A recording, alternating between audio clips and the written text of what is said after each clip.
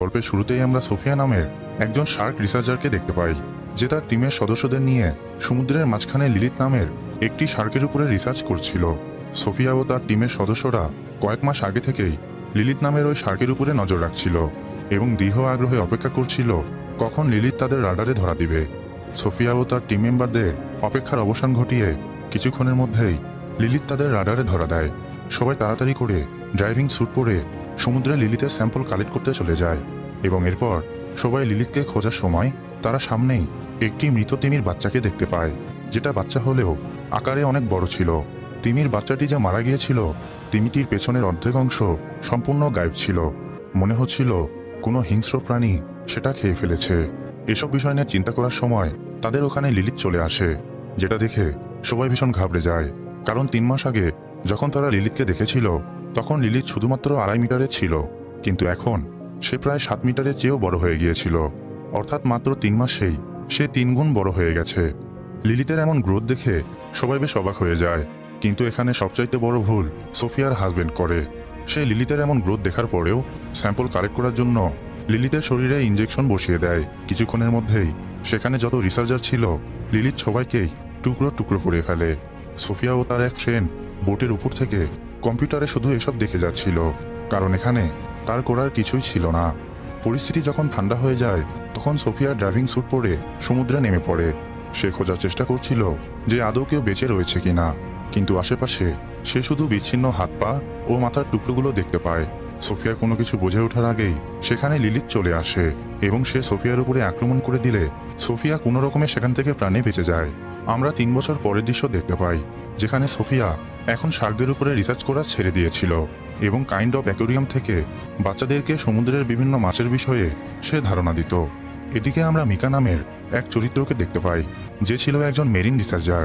C of স্যাভিয়র নামের একটি organisation সে পরিচালনা করত, যাদের কাজই ছিল সমুদ্রের বিভিন্ন প্রাণীদের বাঁচানো। মিকা অফিসের কাজ শেষ করে সোফিয়ার সাথে দেখা করতে যায় এবং তাকে নিয়ে অর্গানাইজেশন হেডকোয়ার্টারে চলে আসে। মিকা এখানে সোফিয়াকে এটা দেখানোর চেষ্টা করছিল লিলিথ নামের যে শার্কের উপরে তারা 3 বছর আগে রিসার্চ করেছিল, সেই লিলিথ এখন সমুদ্র থেকে কিছুদিনের মধ্যেই স্যান্ড রিভার নদীতে প্রবেশ করবে এবং ধীরে ধীরে সে প্যারিস শহরে চলে আসবে। মিকার এসব বিশ্লেষণ দেখে সোফিয়া বলে, কখনো কখনো শার্ক ক্লাইমেট পরিবর্তনের কারণে মাইগ্রেট করতে পারে, কিন্তু সমুদ্র থেকে স্যান্ড রিভার পর্যন্ত শার্ক পৌঁছাতে পারবে না। আর যদি পৌঁছাতে পারেও তাহলে প্যারিসের স্বচ্ছ পানিতে শার্কগুলো সার্ভাইভ করতে পারবে না। সোফিয়া মিকাকে এসব কথা বলে সেখান থেকে চলে যায়। অন্যদিকে আমরা স্যান্ড রিভার নদীর পাশে 2 জন আগন্তুককে দেখতে পাই, যারা নদী থেকে ছোট ছোট 2টা মিসাইল পেয়েছিল। এরপর পুলিশ সেখানে এসে মিসাইলগুলো কালেক্ট করার পর তারা বলে, এই নদীতে এখনও 2য় বিশ্বযুদ্ধের মিসাইলগুলো পাওয়া যায়, কিন্তু এতে করে ভয় পাওয়ার কোনো কারণ নেই, মিসাইলগুলো অচল হয়ে গেছে। মিসাইলগুলো কালেক্ট করার পর পুলিশ সেখান থেকে চলে যায়। এরপর রাতের বেলা আমরা দেখতে পাই মিকা তার বান্ধবীকে সাথে নিয়ে স্যান্ড রিভার ব্রিজে ঘটে যাওয়া একটি কার অ্যাক্সিডেন্টের বিষয়ে অনুসন্ধান করতে যায়। ব্রিজের নিচে পৌঁছানোর পর মিকা ড্রাইভিং স্যুট পরে নদীর গভীরে গিয়ে দেখতে পায় গাড়িতে শার্কের আক্রমণের চিহ্ন রয়েছে, অর্থাৎ লিলিথ এখানে চলে এসেছে। সেখানে পুলিশ চলে আসে এবং মিকাকে আটক করে নিয়ে যায়, কারণ এভাবে গোপনে কোনো কেস অনুসন্ধান করা সম্পূর্ণ বেআইনি। মিকাকে আটক করা গেলেও তার বান্ধবী পালিয়ে যায়। অন্যদিকে আমরা সোফিয়াকে দেখতে পাই, সে এখনও লিলিথকে ট্র্যাক করছিল। সে দেখতে পায় লিলিথ স্যান্ড রিভারে চলে এসেছে। পরের দিন সকালবেলা পুলিশরা ব্রিজের নিচে থেকে কার অ্যাক্সিডেন্টে মারা যাওয়া ওই লোকের ডেড বডি উদ্ধার করার পর তারা দেখতে পায় লাশটির অর্ধেক শরীর গায়েব ছিল, অর্থাৎ কোনো হিংস্র প্রাণী সেটা খেয়ে ফেলেছে। এদিকে ডেড বডি ওঠানোর সময় সেখানে সোফিয়া ও মিকা উপস্থিত ছিল। সোফিয়া পুলিশকে ক্লিয়ারভাবে জানিয়ে দেয় যে এটা শার্ক করেছে এবং জলদি তারা কোনো পদক্ষেপ না নিলে অবস্থা আরও ভয়াবহ হতে পারে। সোফিয়ার এসব কথা শুনে মিকা মনে করে সোফিয়া হয়তো লিলিথকে মারার কথা ভাবছে, এজন্য গোপনে সে শার্কদের বাঁচানোর জন্য কাজে লেগে পড়ে। এরপর দেখা যায় সোফিয়া পুলিশ অফিসারদের সাথে নিয়ে লিলিথ শার্ককে ফাঁদে ফেলার প্ল্যানিং করছিল। এজন্য সে লিলিথ শার্ককে ট্র্যাক করে বোট নিয়ে সেখানে পৌঁছে যায়, কিন্তু অফিসাররা ড্রাইভ করে যখন লিলিথ শার্ককে ধরার জন্য যায় তখন মিকা তার বান্ধবীর মাধ্যমে সোফিয়া ট্র্যাক করা সিগন্যালটাকে জ্যাম করে দেয়। এতে করে সোফিয়া লিলিথ শার্ককে আর ট্র্যাক করতে পারে না। সোফিয়া ও পুলিশ অফিসাররা কোনো উপায় না পেয়ে বাধ্য হয়ে সেখান থেকে চলে যায়। স্যান্ড রিভার নদীতে বিশাল আকৃতির একটি শার্ক ঘোরাফেরা করছিল। বিষয়টা অতি সিরিয়াস হওয়ায় অফিসাররা খবরটি মেয়রকে জানিয়ে দেয়, কিন্তু মেয়র বলে যে কোনো মূল্যে ওই শার্ককে থামাতে হবে, কারণ খুব তাড়াতাড়ি স্যান্ড রিভার নদীতে একটি সাঁতার প্রতিযোগিতা হবে। আমি কোনোভাবেই আয়োজনটাকে বাতিল করতে চাই না। মেয়রের এসব কথা শুনে অফিসাররা লিলিতকে আটকানোর উপায় ভাবতে থাকে, এবং তখনই অন্যদিকে আমরা মিকাকে দেখতে পাই। মিকা একটি সিক্রেট ভিডিও বানিয়ে শহরের যত মেরিন সেভিয়র ছিল সবার মাঝে ভিডিওটি ছড়িয়ে দেয়, যেখানে সে সবার উদ্দেশ্যে বলে, আমাদের যেভাবেই হোক লিলিতকে বাঁচাতে হবে, কারণ সরকার লিলিত শার্ককে মারার প্ল্যানিং করছে। আমাদের আজ রাতেই ক্যাটাকম্সে উপস্থিত থাকতে হবে। ক্যাটাকম্স আসলে কি সেটা আমরা একটু পরেই জানতে পারবো। মিকার এই প্ল্যান পুরোপুরিভাবে সাকসেসফুল হয়ে যায়, কিন্তু প্ল্যানিং সম্পূর্ণ হওয়ার আগেই মিকার এক বান্ধবী পুলিশকে গিয়ে সবকিছু বলে দেয়, এবং এখানে আমরা জানতে পারি লিলিত শার্ক এখন প্যারিস ক্যাটাকম্সের ভেতরে রয়েছে, এবং সেখানেই আজ রাতে সবাই মিলিত হবে। প্যারিস ক্যাটাকম্স মানে হচ্ছে প্যারিস শহরের একটি আন্ডারগ্রাউন্ড টানেল, যেটা প্যারিস শহর বানানোর সময় তৈরি করা হয়েছিল। মিকার বান্ধবীর কাছে থেকে তথ্য পাওয়ার পর সবাই রাতের বেলা প্যারিস ক্যাটাকম্সে চলে আসে, এবং সেখানে মিকা ও বাকি মেরিন সেভিয়রের সাথে পুলিশদের কথা কাটাকাটি হয়। পুলিশরা সবাইকে ক্যাটাকম্স থেকে চলে যেতে বললে মিকা আচমকা পানিতে নেমে পড়ে, এবং সে দেখানোর চেষ্টা করে যে শার্ক মানুষের কোনো ক্ষতি করবে না। কিছুক্ষণের মধ্যেই মিকার কাছে একটি শার্ক চলে আসে, কিন্তু এই শার্ক লিলিত ছিল না, অর্থাৎ লিলিত ছাড়াও এখানে আরও অনেক শার্ক রয়েছে।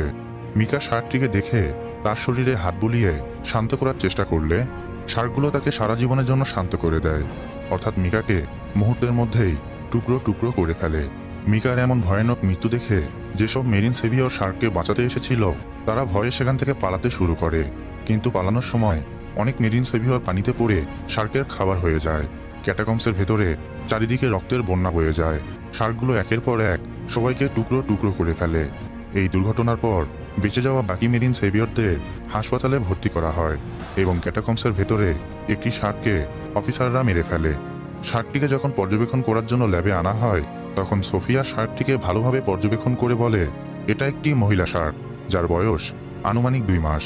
শার্কটি প্রেগনেন্ট, এবং এর পেটে অসংখ্য বেবি শার্ক রয়েছে।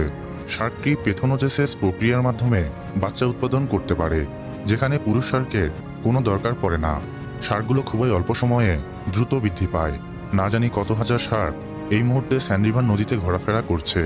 এখানে সোফিয়া আরও একটি বিষয় জানতে পারে, সেটা হচ্ছে লিলিতের পেট থেকেই এই শার্কগুলো জন্ম নিয়েছে, এবং স্বচ্ছ পানিতে ঘোরাফেরা করার ক্ষমতা তাদের মা লিলিতের কাছ থেকেই তারা পেয়েছে। সোফিয়ার মুখ থেকে এসব কথা শুনে অফিসাররা ক্যাটাকম্সের ভেতর ব্লাস্ট করার সিদ্ধান্ত নেয়, কারণ এই সময় শার্কগুলো ক্যাটাকম্সের ভেতরেই অবস্থান করছিল। কাঙ্ক্ষিত সেই দিন চলে আসে, অর্থাৎ আজকেই স্যান্ড রিভার নদীতে সুইমিং প্রতিযোগিতা হবে। স্যান্ড রিভার নদীর পাশে হাজার হাজার মানুষ চলে এসেছিল। মেয়র শার্কের বিষয়টা জানলেও তিনি ইভেন্ট ক্যান্সেল করেননি। সাঁতার প্রতিযোগিতায় যারা অংশগ্রহণ করছিল তারাও শার্কের বিষয়ে কিছুই জানতো না, এমনকি হাজার হাজার দর্শকরাও শার্কের বিষয়টি জানতো না।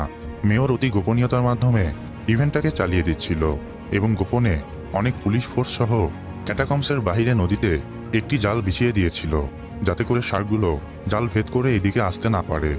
অন্যদিকে ক্যাটাকম্সের ভেতরে সোফিয়া সহ বাকি পুলিশ অফিসাররা মেইন পয়েন্টে ব্লাস্ট করার প্ল্যানিং করছিল।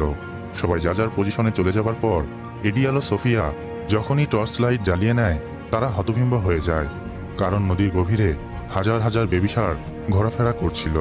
শার্কগুলো বেবি শার্ক হলেও একজন মানুষকে নিমিষেই খেয়ে ফেলার মতো ক্ষমতা তাদের ছিল।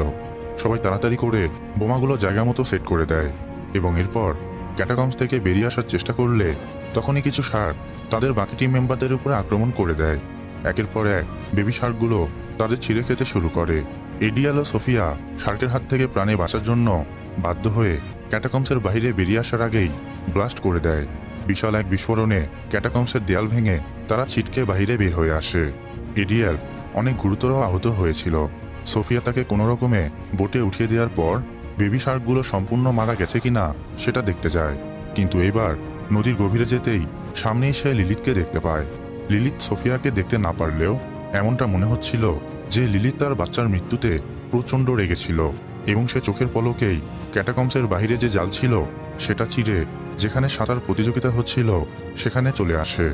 সবাই সাঁতার প্রতিযোগিতায় অংশগ্রহণ করেছিল, তাদের কোনো ধারণাই ছিল না কত বড় বিপদের সম্মুখীন তারা হতে চলেছে। এরপর দেখা যায় লিলিত সেখানে মুহূর্তের মধ্যেই শত শত মানুষকে হত্যা করতে শুরু করে। চোখের পলকেই শান্ত পরিবেশটা রণক্ষেত্রে পরিণত হয়। প্রচণ্ড ভয় ও আতঙ্কে সবাই এদিক ওদিক ছুটতে শুরু করে। আর যারা পানিতে সাঁতার কাটছিল তাদের সবাইকে একের পর এক শার্কগুলো টুকরো টুকরো করে ফেলে। অসংখ্য শার্ক সেখানে চলে এসেছিল এবং এই শার্কগুলো ক্যাটাকম্বসের বাইরে অন্য কোথাও বসবাস করত, কারণ ক্যাটাকম্বসে ব্লাস্টের পর কোনো শার্ক বেঁচে ছিল না। স্যান্ড রিভার নদী পুরোটাই রক্তে লাল হয়ে গিয়েছিল। মেয়রের নির্দেশে শার্কের হাত থেকে সবাইকে বাঁচানোর জন্য পুলিশ ফোর্স সেখানে রাইফেল থেকে গুলি ছুটতে শুরু করে, কিন্তু এটাই তাদের সবচাইতে বড় ভুল ছিল। রাইফেলে গুলিগুলো নদীর গভীরে গিয়ে দ্বিতীয় বিশ্বযুদ্ধের যে মিসাইলগুলো ছিল সেই শত শত মিসাইল অ্যাক্টিভ হয়ে যায় এবং মুহূর্তের মধ্যেই মিসাইলগুলো বিস্ফোরিত হয়ে পুরো প্যারিস শহরে সুনামি নেমে আসে। হাজার হাজার মানুষ মারা যায়, পুরো প্যারিস শহর ধ্বংসস্তূপে পরিণত হয়। এর পরের দৃশ্যে আমরা দেখতে পাই এডিয়েল ও সোফিয়া একটি ইমারতের উপরে বসেছিল। তারা দুজনেই ভীষণ গুরুতর আহত ছিল। তাদের আশেপাশে শত শত শার্ক ঘোরাফেরা করছিল এবং এর সাথেই গল্প সমাপ্তি হয়।